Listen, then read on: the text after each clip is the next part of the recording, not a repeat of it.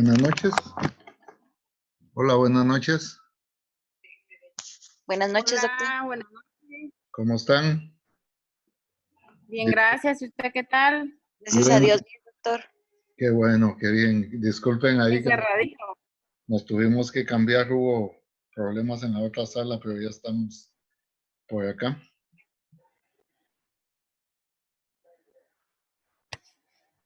Muy bien, vamos a iniciar entonces nuestra videoconferencia del día de hoy. Vamos a trabajar con lo que es estadística inferencial. Prácticamente es la última unidad de nuestro curso virtual. Y básicamente aquí lo que vamos a trabajar son dos cosas, lo que es muestreo estadístico y lo que es, ¿sí me escuchan, perdón? Sí, sí lo escuchamos. Vamos a trabajar muestreo estadístico y lo que es regresión. Eso tiene que ver con inferencia estadística.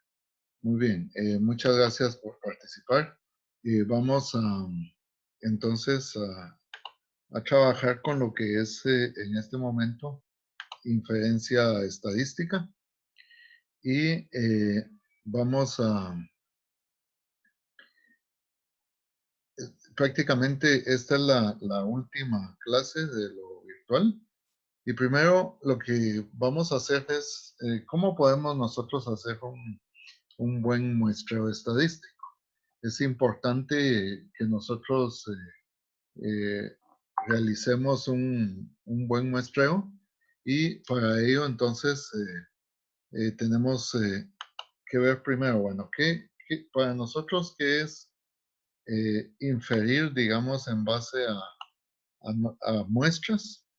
La idea es que teniendo una población global que por diversas razones nosotros no podamos trabajarla, podría ser porque el tamaño de la población es muy grande, por el costo que significa trabajar una población demasiado grande, el tiempo que pueda llevar la recolección de datos, o en algunas ocasiones puede ser que se destruya el objeto del estudio. Por ejemplo, si yo quiero saber cómo está un producto enlatado, por ejemplo, y quiero hacer una estadística descriptiva, yo tendría que destapar todas las latas y voy a destruir toda la producción. Entonces ahí es donde el muestreo es importante. Yo tomo solo una muestra, ¿verdad? Del total y a partir de ahí voy a inferir para el total de la distribución. Ahora, para eso vamos a trabajar tres cosas. Primero, vamos a calcular el tamaño de la muestra. Segundo, tengo que ver cómo puedo hacer para obtener la muestra. Tercero, vamos a trabajar cómo presentar los resultados. Para el cálculo del tamaño de la muestra, nosotros necesitamos algunas consideraciones. Generalmente se necesita el nivel de confianza con el que uno va a trabajar. Por ejemplo, si fuera un 95%, de acuerdo a la probabilidad normal, Z va a ser igual a menos 1, perdón, 1,96. ¿Verdad? Es el que se usa por default. Si no les dan a ustedes una confiabilidad, podrían estar utilizando 1,96. Luego hay que saber qué estamos trabajando, si son variables o si son atributos. Necesitamos la variabilidad y necesitamos cuánto vamos a aceptar de error. Normalmente se aceptan errores que van del 2 al 6%. No debería de ser mayor del 10% y son muy comunes utilizar valores que están andando alrededor del 3%. Las fórmulas para calcular el tamaño de la muestra serían estos, ¿verdad? Para calcular el tamaño de la muestra necesitamos saber la confiabilidad, que lo expresamos con un valor de Z, la variabilidad, que lo presentamos con la desviación estándar y el error, ¿verdad? Si la población es infinita, entonces la fórmula sería z al cuadrado por la desviación al cuadrado partido del error al cuadrado. Si nosotros tuviéramos una población finita donde conocemos el tamaño de la población, entonces ahí vamos a estar cambiando y la fórmula va a ser hasta de abajo. Para facilitar el trabajo, y creo que Nelson también ya se los compartió, podemos hacerlo a través de esta hoja, ¿verdad? En esta hoja, ustedes colocan los valores que están en celeste, ¿sí? Si es una población infinita, colocan la confiabilidad, la desviación estándar y el error, ¿verdad? La desviación estándar, si es una variable, es un número dado. Si es un atributo, el atributo va a andar como una proporción que va a ir de 0 a 1. Entonces, cuando es un atributo, lo más común es utilizar 0.5, ¿verdad? Porque entre 0 a 1 el valor más, digamos, una probabilidad intermedia sería 0.5. Y la raíz cuadrada de 0.5 por 0.5 nos da 0.5. Entonces, colocamos acá 0.5 de desviación estándar. El error aquí tiene 0.027. Miren, este es el cálculo de un atributo. Estamos hablando de 1317. Es lo que nosotros estaríamos necesitando de elementos de la muestra, ¿verdad? Esto es lo que nosotros estaríamos utilizando.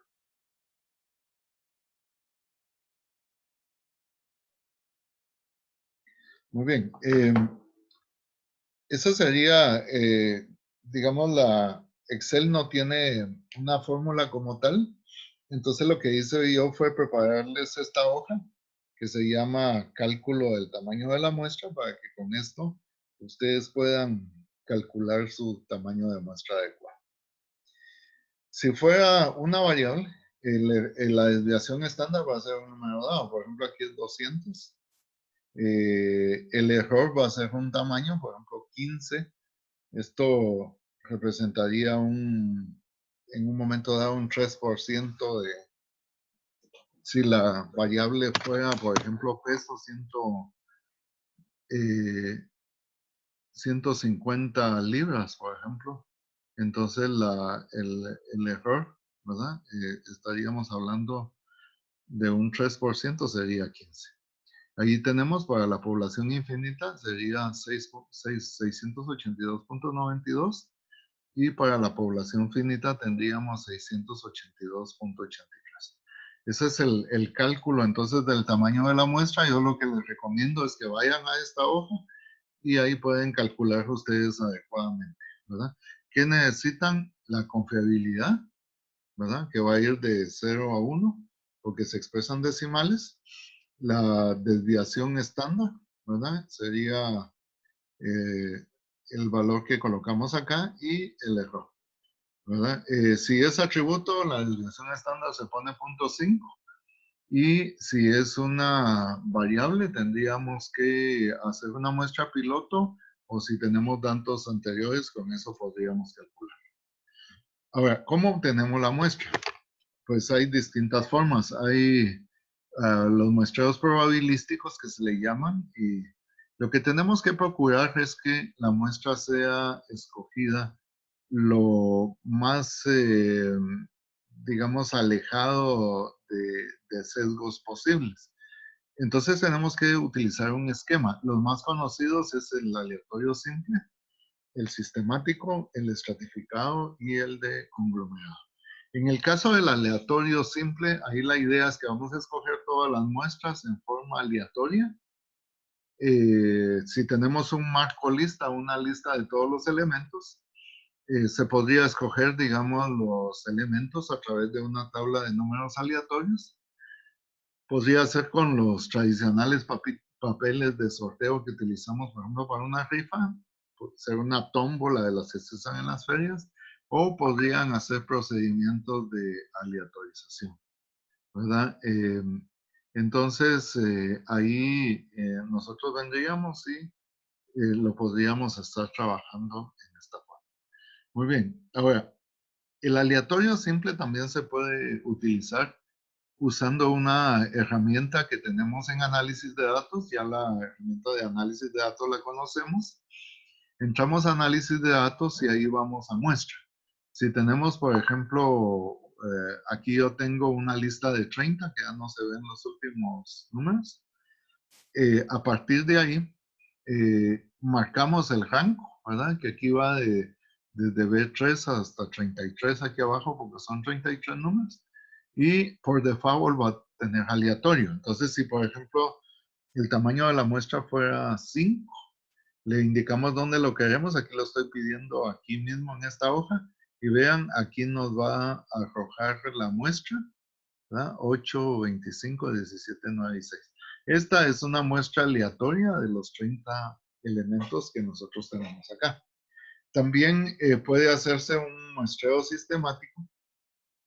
En este, cuando nosotros tenemos una lista, elegimos individuos que están espaciados, igualmente espaciados en la lista, y luego escogemos al primero al azar.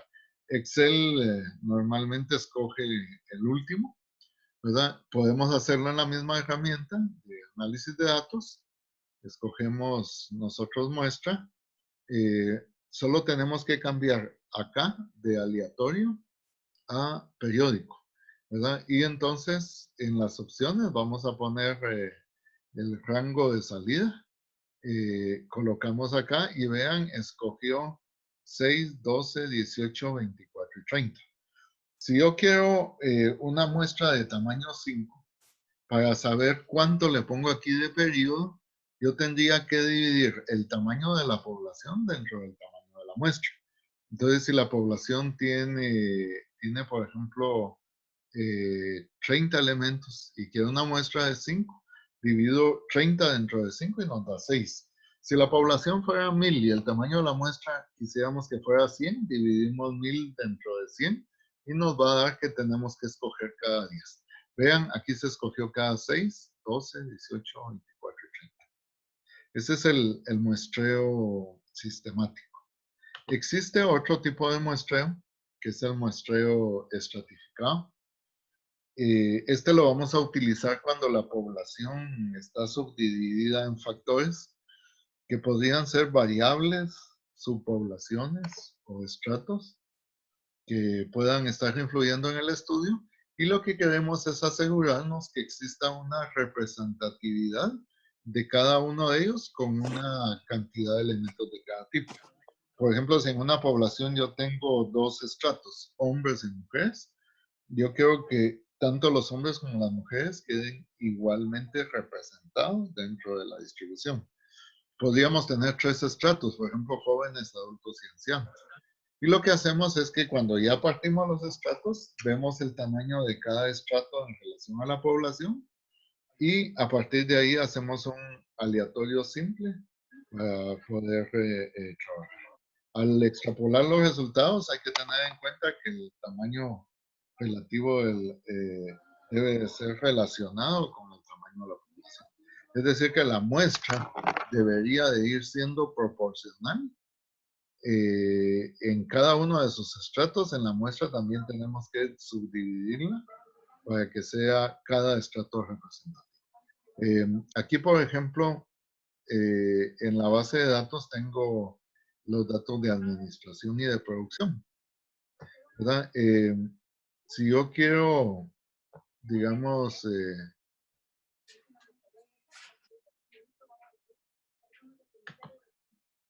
si yo quisiera, digamos, estratificar esto, primero tengo que ordenarlos. Entonces puedo seleccionar todo, el cuadro, voy a datos, ordenar, y luego ordeno, puedo ordenar de la A a la Z y voy a ordenar de acuerdo a la columna que me está interesando. Aquí lo voy a ordenar de acuerdo a la columna D, que es donde yo tengo los departamentos. O sea que aquí hay dos estratos, administración y producción, ¿verdad? Y entonces ya una vez que lo ordeno, yo veo cuántos hay de administración cuántos hay de producción y mi muestra la hago proporcional.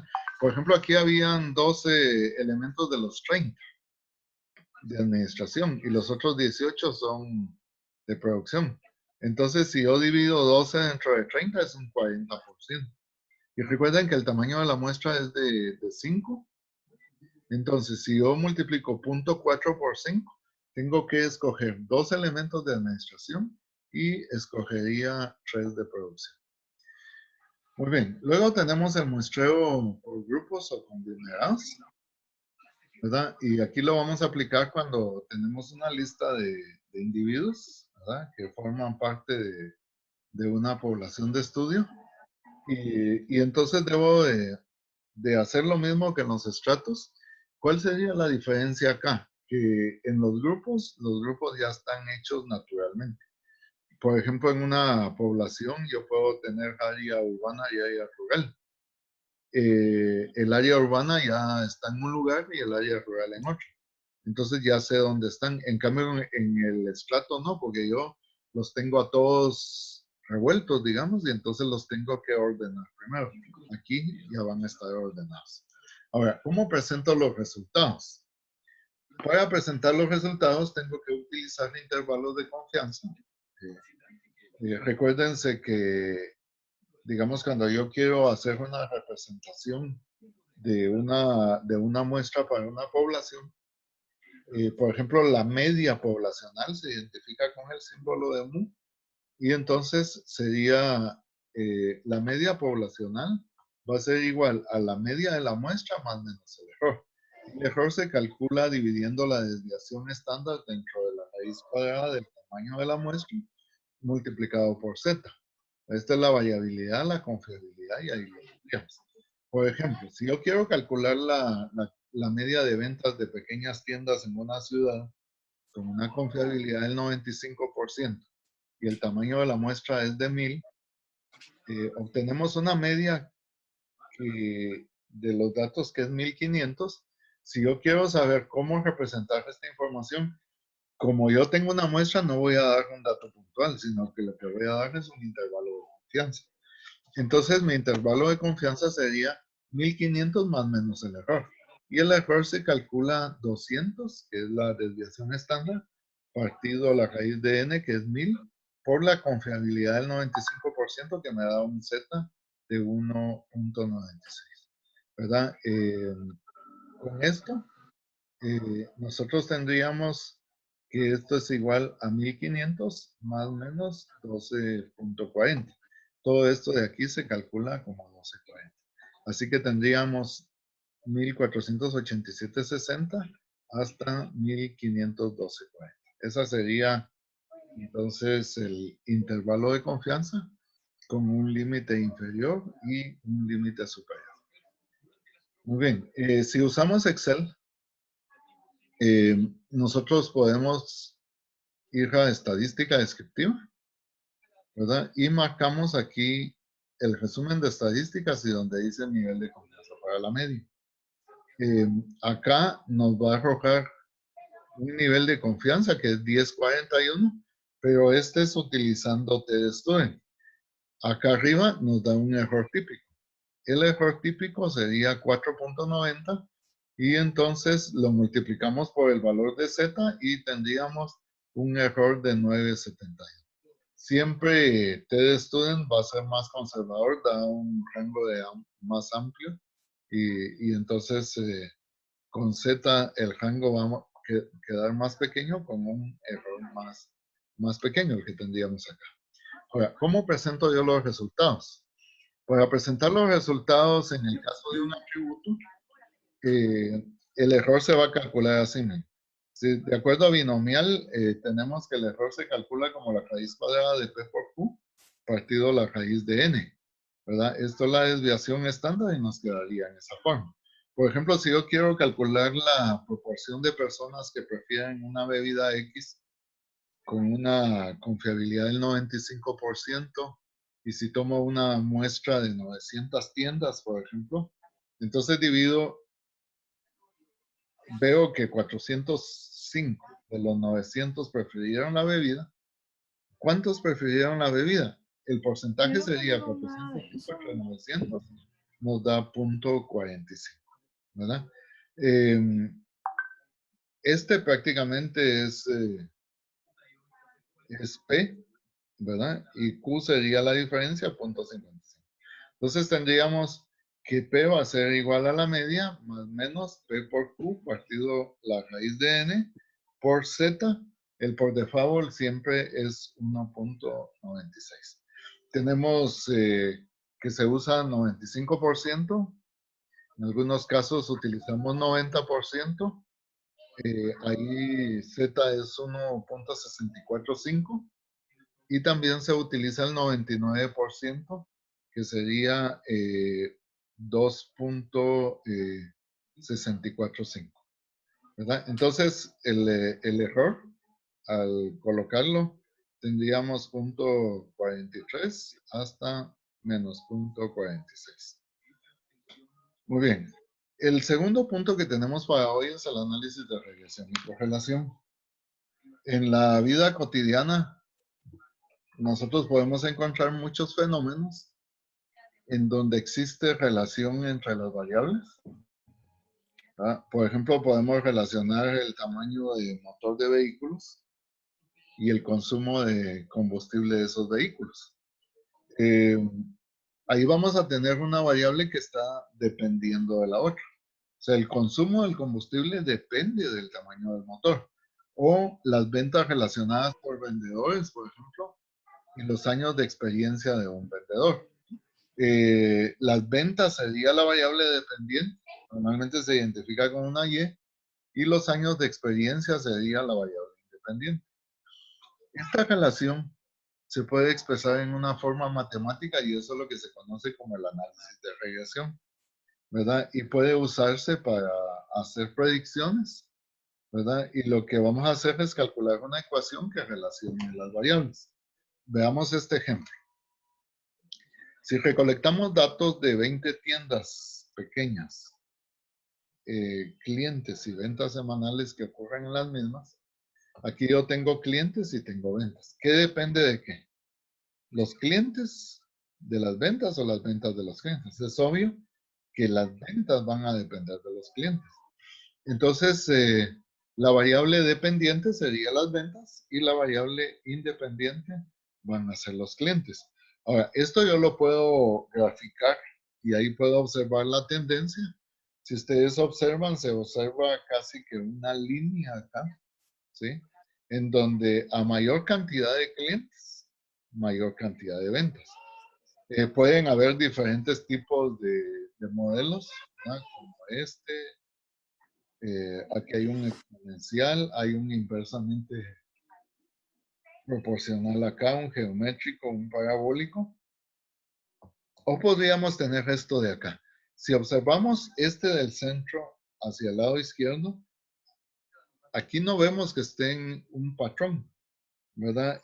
No se ve con esto, prácticamente podríamos decir que no podríamos tener nosotros un análisis de regresión o correlación porque los puntos no tienen una relación entre ellos.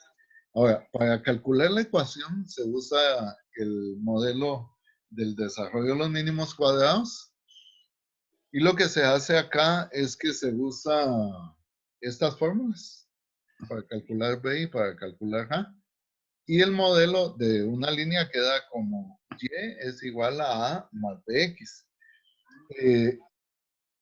¿En qué consiste el desarrollo de los mínimos cuadrados?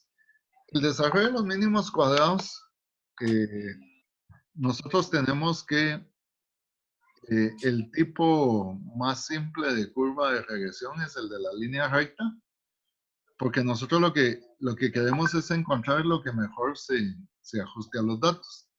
Matemáticamente lo que vamos a hacer es hallar una línea que minimice la suma de cuadrados de las distancias entre la línea del modelo y los puntos de la base original.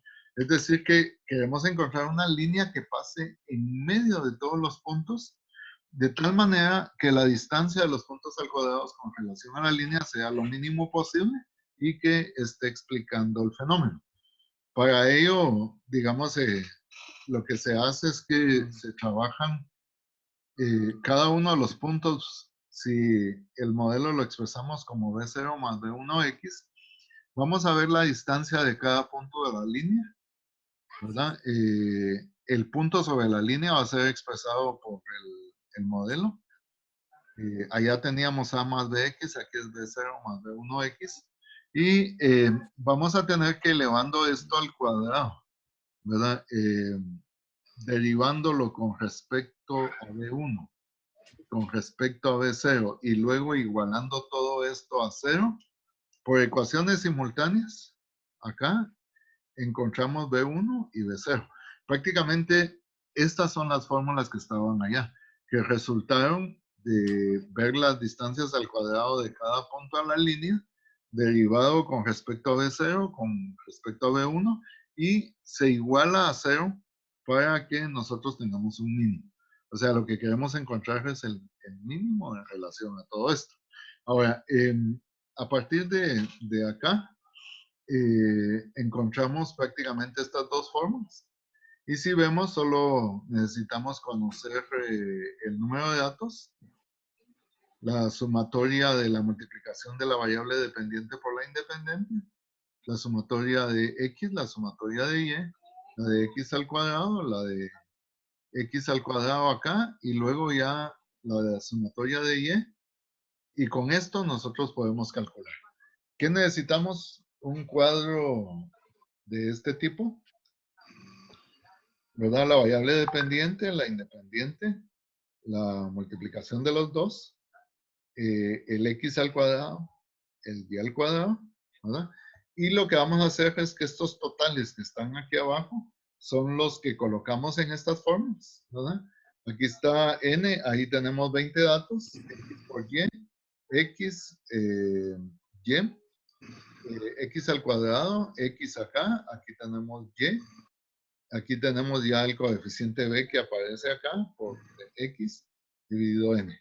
Y prácticamente con esto nosotros ya tendríamos a y b. Y nuestro modelo para predecir nos quedaría en esta forma. A eso queremos llegar. La variable dependiente va a ser igual a 2491.60 más 8.58x.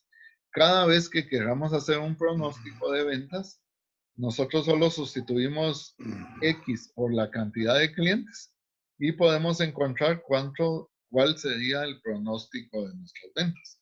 En este caso, por ejemplo, aquí sustituyo, si quiero saber cuántos son las ventas para 700 clientes, lo sustituyo acá y el resultado me daría que las ventas serían 8.497.82. Ahora, ya tengo mi ecuación, que es el modelo matemático. Ese es un modelo lineal. Pueden haber otros modelos. El más común es este lineal. Ahora, yo lo que necesito saber es mis variables originales, estas que tengo acá, ¿qué tan relacionadas están? O sea, si realmente la relación entre X y Y es suficiente para decir que hay una buena relación. Para eso, voy a calcular el coeficiente de correlación y este mide qué tan asociadas están las dos variables. Generalmente esto se va a mover de 1 a -1.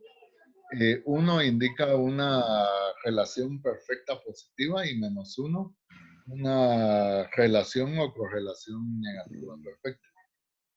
La fórmula sería la variabilidad de x por y que está expresado aquí arriba, dividido la variabilidad en x por la variabilidad en y. Entonces nosotros vamos a tener acá que ir sustituyendo, que para eso nos sirven las mismas sumatorias que tengo acá. Lo sustituyo y resulta que el coeficiente de correlación al colocar todo en la fórmula es 0.95.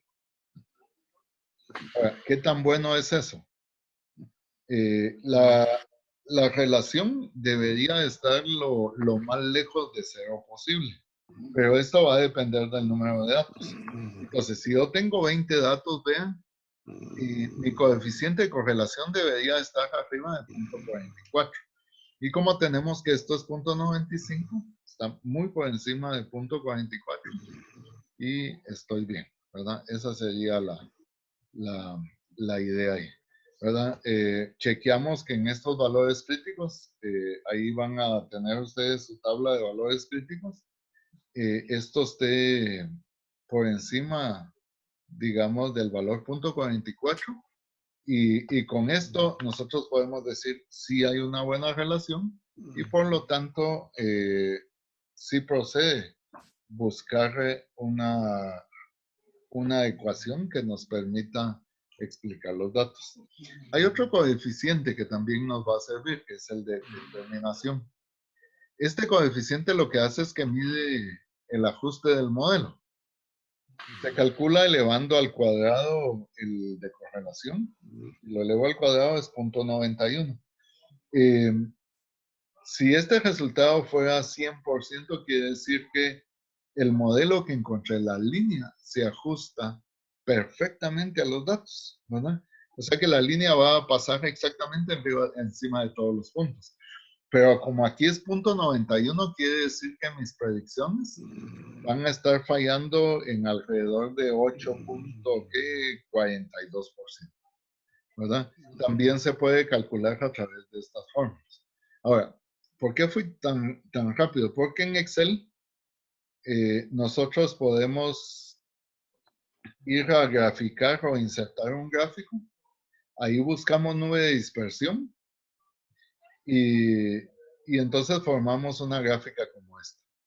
O sea, agarramos los datos, damos insertar, dispersión y formamos la gráfica.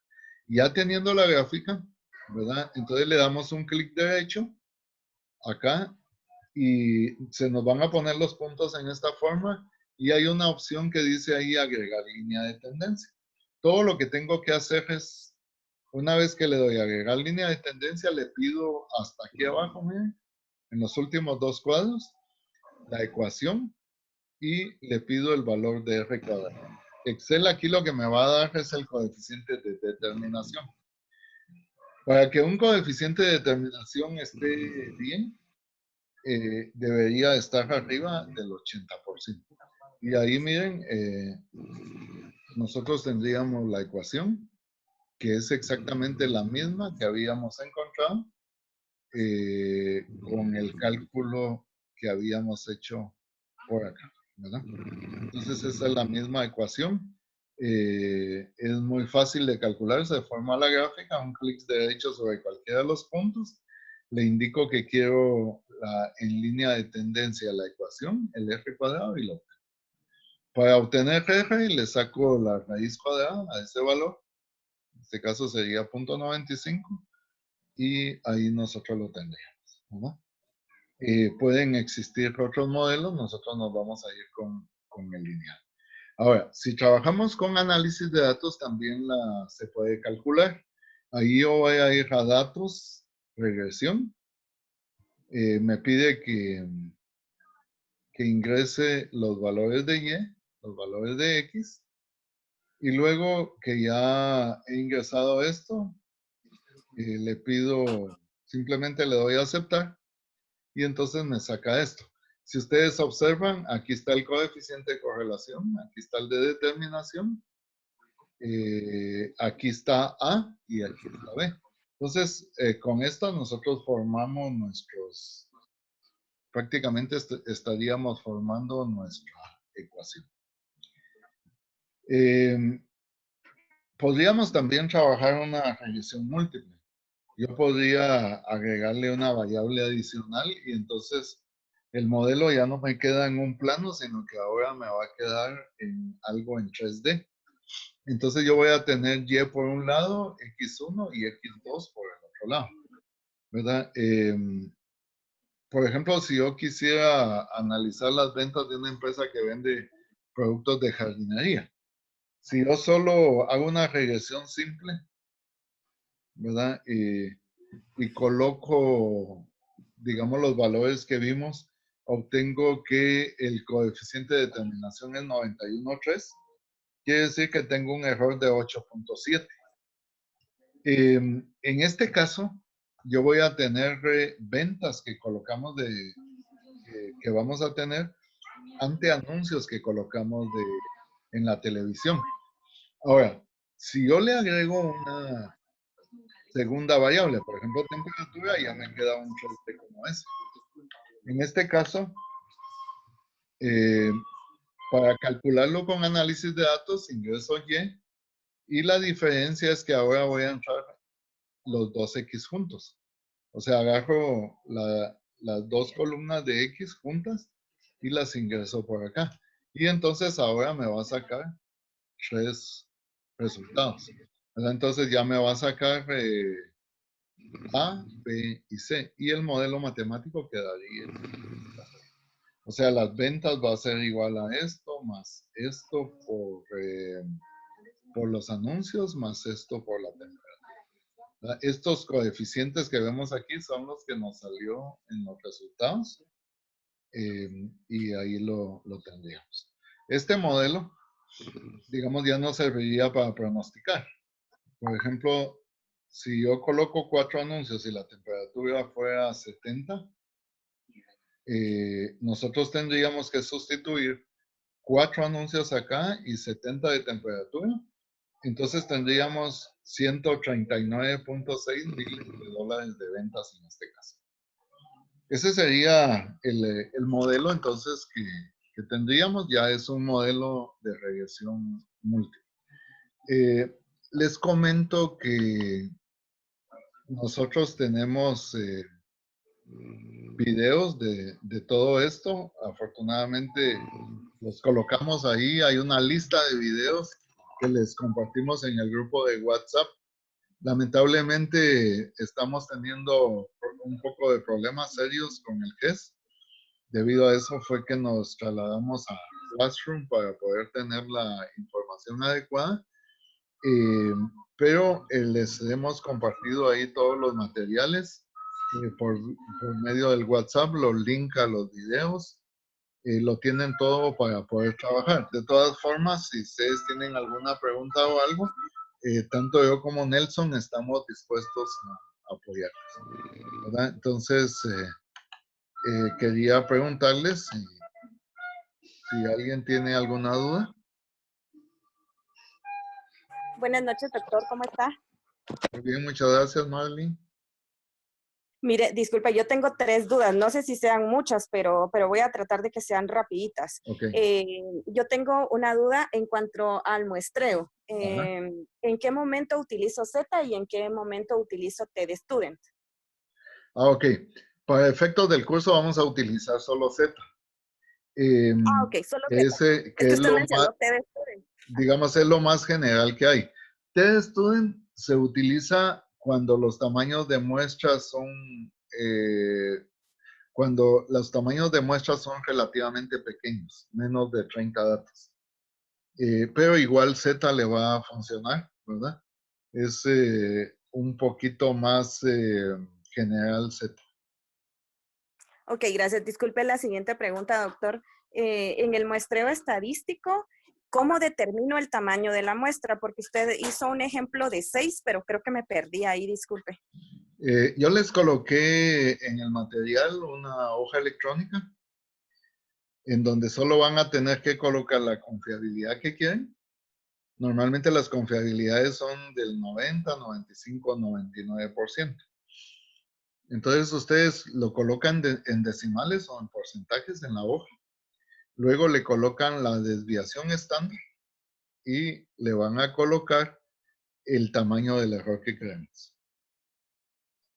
Si tenemos un tamaño de población, entonces la fórmula se convierte a finita y en ese caso utilizamos el cuadrito de abajo donde dice población finita. Tienen su hoja de Excel ahí, es muy amigable. Lo único es que tienen que saber que cuando es una variable son números enteros, cuando es un atributo normalmente son proporciones que van desde 0. ¿Y su tercera pregunta? Ok, mi tercera pregunta, deme un momentito. El cálculo de coeficientes, perdone. En X y Y usted hizo, o sea, tenía la muestra, tenía los clientes y las ventas, pero Ajá. para lograr ese 24,000 y algo, no recuerdo cómo fue que lo sacó, disculpe. ¿Para sacar cuál dice, perdón? En el cálculo de coeficientes hay una suma como de X y Y. No sé si Ah, es es que correcto, el doctor, si es modelo suma. lineal le va a dar A más B, X. Entonces, cuando usted quiere pronosticar, la ecuación ya le sale ahí. Entonces, usted coloca el coeficiente A, el valor que tiene, más el valor que tiene B, y lo multiplica por la cantidad de clientes para los cuales necesita pronosticar.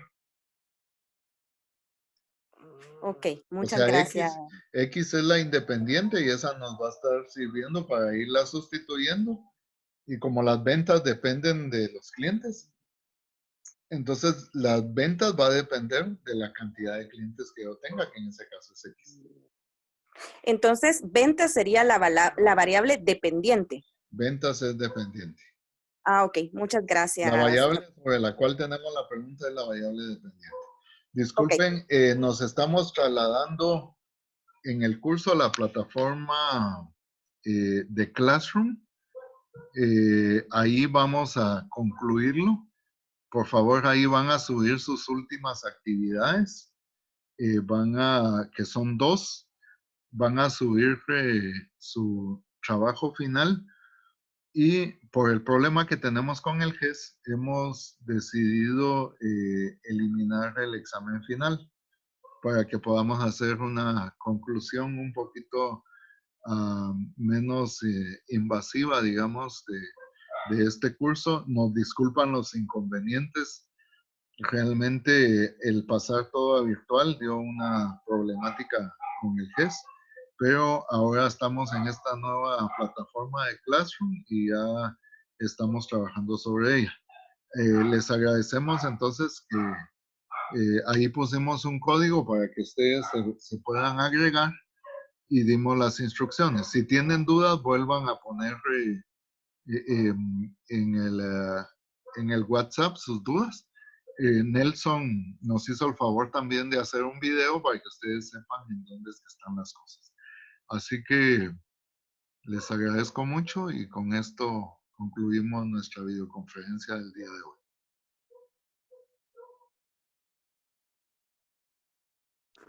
Gracias, doctor. Buenas noches. Muchas gracias, pasemos Doctor, feliz noche. feliz noche. Gracias, doctor. Buenas noches. Buenas noches.